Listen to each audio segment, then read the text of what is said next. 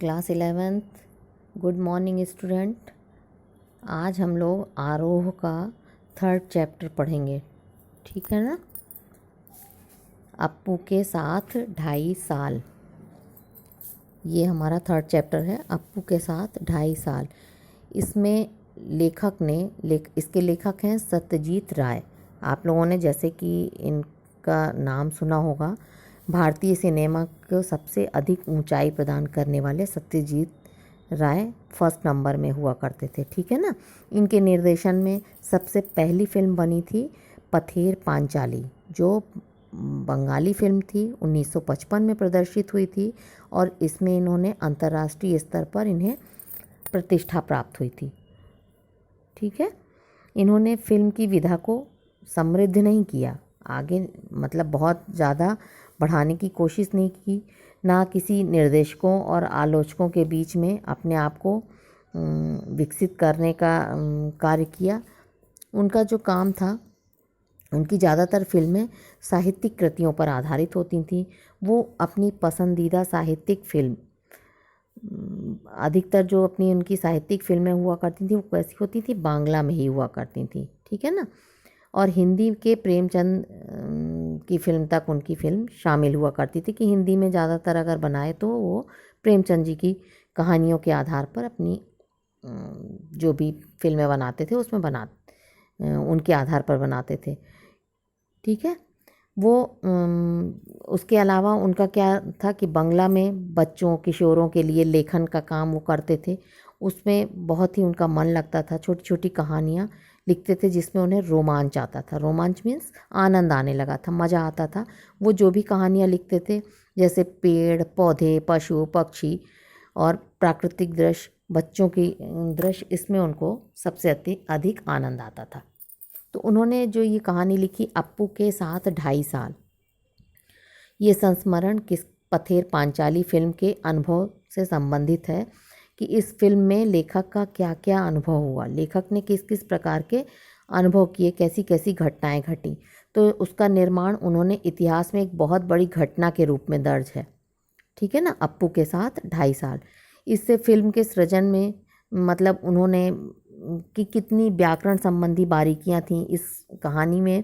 अप्पू के साथ उनको जो 2.5 साल का अनुभव बताया गया, उसमें एक एक छोटी छोटी व्याकरण संबंधी चीज़ों को देखा गया, बारीकियों को देखा गया कि कहीं हम कोई चीज़ बोल रहे हैं तो उसमें तो कोई गलतियां नहीं मिल रही हैं, है ना, दर्शक उसमें गलतियां ना निकालें। तो उन्होंने व्याकरण को की बारीकियों को देखा। फिल्म में ग्लैमर आए, है ना, और इधर उधर लोग देख करके, जिस चीज़ को देखकर अचानक लोग भौचक्के रह जाएं। उनको ऐसा लगता था कि जो भी हमने बचपन में देखा है ना, जो भी हम इसमें कहानी इस अप्पू के साथ 2.5 साल में जो भी हम घटना घटित हुए उन्हीं को हम प्रदर्शित करें। वो जो भी सोचते थे तो उन्हें लगता था वो सारा सच हमारे सामने आ रहा है। अब उनके पास क्या था, पैसे की कमी थी, साधन उतने नहीं थे, कला की दृष्टि से वो उस पूरा संघर्ष कर रहे थे कि हम इसको साकार करके दिखाएं। मतलब जो भी हम कल्पना कर रहे हैं, लेखक अपनी कहानी में क्या करता है, लेखक या कहानीकार जो भी होता है वो उसी प्रकार से फिल्मकार भी अपनी मतलब एक उसके जीवन में जितनी भी घटनाएं घटित होती हैं, जब से वो जन्म लेता है और जब तक का अपना संसार में जब तक का उसने जीवन जिया और जो कुछ भी देखता है, अनुभव करता है, उसे ही वो रोमांचकारी अनुभूति के रूप में प्रस्तुत करता है, ठीक है ना। वह अपने जीवन के बचपन की स्मृतियों को जो बचपन में उसने देखा, बचपन की यादें थीं उसके पास, उसको क्या करता है, जीवंत एक सजीव रूप में प्रदर्शित करके लोगों के सामने दिखाता है। और यहाँ भी लेखक का मानना था, इनका आपके सत्यजीत राय का, कि हम जो भी अपने जीवन में हमने जो अनुभव किया है उसे हम अच्छा से अच्छा प्रदर्शित करें, और जो भी हमने सीखा इसमें संसार का किसी प्रकार का दखल ना हो। और उसमें उन्हें अनेकों, क्योंकि पैसे की उनके पास कमी थी, पैसे उनके पास नहीं थे, और वो फिर भी कितनी कितनी कठिनाइयों के साथ उन्होंने अपनी कहानी की शूटिंग की, किस प्रकार से मतलब आर्थिक समस्याओं के कारण बहुत उन्हें जूझना पड़ा। कई प्रकार की आर्थिक समस्याएं उनके सामने आईं। फिर जब वो बच्चे का दृश्य प्रस्तुत करने लगे, बच्चे की को शूटिंग के लिए ले गए, गांव में पहुंचते हैं शूटिंग के लिए। मिठाई वाले की भूमिका जो सज्जन कर रहे थे, पता चला उनका देहांत हो गया। फिर उन्हें उसी शक्ल का दूसरा आदमी ढूंढना पड़ा, है ना, कि जिसमें थोड़ा बहुत उनका अंश मिलता रहे। और जब वो दूसरी शूटिंग करते थे तो ऐसा करते थे कि किसी को भी यह समझ में ना आए। जैसे वो भूलो नाम के कुत्ते के साथ शूटिंग कर रहे थे, और वो जब वो दोबारा जाते हैं तो वो भूरे रंग का कुत्ता शूटिंग के लिए उन्हें वहाँ नहीं मिलता।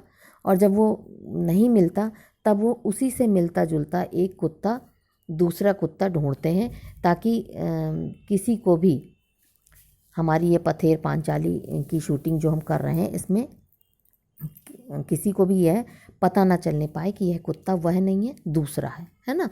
शरद ऋतु का वो जब शूटिंग करते हैं तो उनको शरद ऋतु में आसमान में बादल छाए हों, धुआंधार मतलब फुहारें पड़ रही हों, वो दृश्य नहीं मिलता। वो अचानक ही दिख जाता है ना। तो जो वो दृश्य लेखक चाहते हैं, जब एक शूटिंग करते हैं और पैसे का उनके पास अभाव रहता है, दूसरी शूटिंग के लिए जब पैसे एकत्रित करके वो वहाँ पहुँचते हैं तो वो दृश्य उनको नहीं मिलता। तो इन्हें लेखक को बहुत ज़्यादा कठिनाई का सामना करना पड़ा। फिर भी उन्होंने हार नहीं मानी और अपनी फिल्म को उन्होंने साकार करके दिखाया। तो टोटल अप्पू के आपकी ये कहानी, अप्पू के साथ जो 2.5 साल है, इसका वर्णन इसमें किया गया है इस कहानी में, ठीक है ना, कि वो किस प्रकार से लेखक परेशान होते हैं, कैसे कैसे परेशानियों को झेलते हैं, अपनी गरीबी और अभाव में वो फिल्म बनाने तो चलते हैं, लेकिन उनके पास क्या क्या परेशानियां आई हैं, ठीक है। जैसे उनके पास अचानक शूटिंग के दौरान जब साउंड बॉक्स लगाते हैं दूसरे कमरे में और आवाज़ नहीं आती है, जाकर देखते हैं तो जो भूपेन बाबू उनकी साउंड की ठीक से नहीं साउंड चला रहे थे, उनको जाकर के देखते हैं तो भूपेन बाबू की आवाज़ बंद दिखाई देती है, आवाज़ रुक जाती है। क्यों? क्योंकि भय के मारे अचानक वहाँ पर एक सांप आ जाता है। बाद में उन्हें वहाँ पता चलता है कि वह सांप कैसा है, वास्तु सर्प था वहाँ का, है ना। जो वहाँ के लोग रहते हैं तो वो बताते हैं कि वास्तु सर्प था। बस भाई वहाँ के लोग कहते हैं कि हाँ वह सांप हमने देखा है। उसे मार डालने की इच्छा होने पर भी चाहते हैं कि मार डालें, लेकिन लोग मना कर देते हैं कि हम इसे मार नहीं सकते, ये वास्तु सर्प है, ये यहीं पर रहता है, ठीक है ना। तो टोटल इस कहानी का सार ये है कि लेखक की कठिनाइयाँ बताई गई, फिर भी लेखक ने किस प्रकार से अपनी कहानी को साकार रूप दिया। और ऐसी व्याकरण संबंधी उसमें छोटी छोटी चीज़ों को देखा गया कि कहीं पर कोई दृश्य संबंधी, व्याकरण संबंधी कोई भी दर्शक अशुद्धियाँ न ढूंढ सकें, उसे उन्होंने साकार रूप में प्रदर्शित किया, ठीक है ना, और एक अपना समय का हिस्सा बनाया। ठीक बच्चों, तो ये आपको इसकी समरी समझ में आ गई होगी। क्वेश्चन आंसर फिर हम करा देंगे। ओके।